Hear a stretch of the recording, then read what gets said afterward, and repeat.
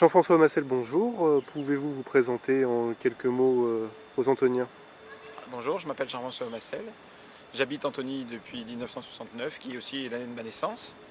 J'ai grandi et étudié d'abord dans le quartier La Fontaine, puis après j'ai habité au Vert-Buisson et maintenant j'habite dans le quartier Fontaine-Michalon.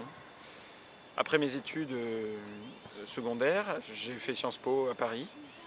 Et puis parce que j'étais attiré par le service public, j'ai passé les concours administratifs et je suis rentré à la ville de Paris en 1992, où j'ai d'abord occupé des fonctions à la direction des finances pour m'occuper du budget, puis à la mairie du 19e pour m'occuper d'affaires juridiques et budgétaires.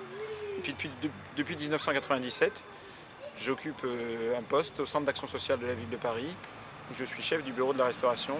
Je m'occupe en fait de la restauration des personnes âgées et des sans domicile fixe. C'est un poste transversal qui me permet de me confronter avec de nouveaux horizons, de nouveaux milieux, un poste passionnant.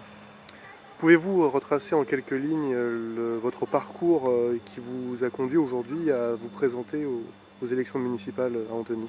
J'ai toujours été passionné par la politique depuis petit.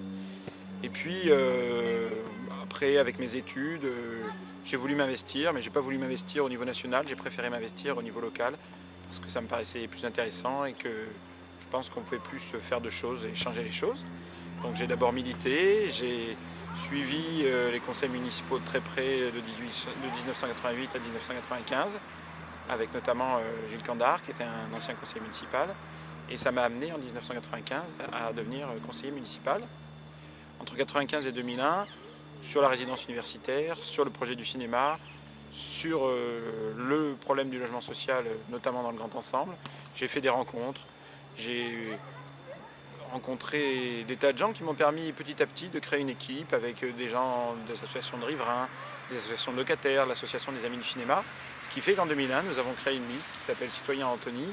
Et en 6 mois, nous avons réussi à faire 9%. Et puis après 2001, on s'est dit qu'il ne fallait pas arrêter, que la politique autrement, qui était un peu notre devise, se devait de continuer. Alors on a continué et on s'est ouvert depuis. Et on fédère maintenant le Parti radical de gauche, les Verts, qui étaient sur la liste du nom de la gauche en 2001 et qui maintenant sont avec Citoyen Antony, et puis une Modem qui nous a rejoints récemment. Enfin, pouvez-vous nous dire quelques mots sur la liste, l'équipe, devrais-je dire, qui va vous entourer pour les prochaines semaines jusqu'au 9 et jusqu'au 16 mars prochain? Je crois qu'on peut dire que c'est une belle équipe. Une belle équipe parce que d'une part, elle est jeune, elle est compétente et elle est diverse. Elle est jeune puisque dans les 10 premiers, il y a trois personnes qui ont moins de 40 ans, ce qui montre notre volonté que les jeunes générations accèdent aux responsabilités.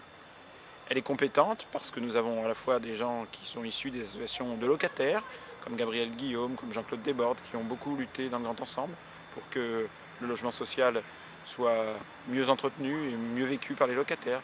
Il y a des gens des associations de parents d'élèves, comme Jean-Marie David. Il y a des responsables d'associations culturelles, comme Fabien Feuillade. Il y a des responsables d'associations des riverains, comme Jean-François Moinjon. Il y a d'autres personnalités encore qui émaillent cette liste et qui font que c'est une liste des compétences et que ce n'est pas une liste où les gens sont venus là par étiquette politique. Et puis c'est une liste diverse, et ça c'est un pari que nous avons réussi, diverse par les origines, par les quartiers et par les couleurs politiques. Nous sommes largement ouverts à la fois aux Verts, au Modem, et évidemment à nos amis de Citoyens Antony qui restent bien présents dans cette liste. Donc je crois que véritablement, les 9 et 16 mars, la seule liste qui fédère, la seule liste qui rassemble, la seule liste qui fait de la politique autrement, c'est Antony Plus avec vous. Et c'est pourquoi je vous invite à voter pour Antony Plus avec vous.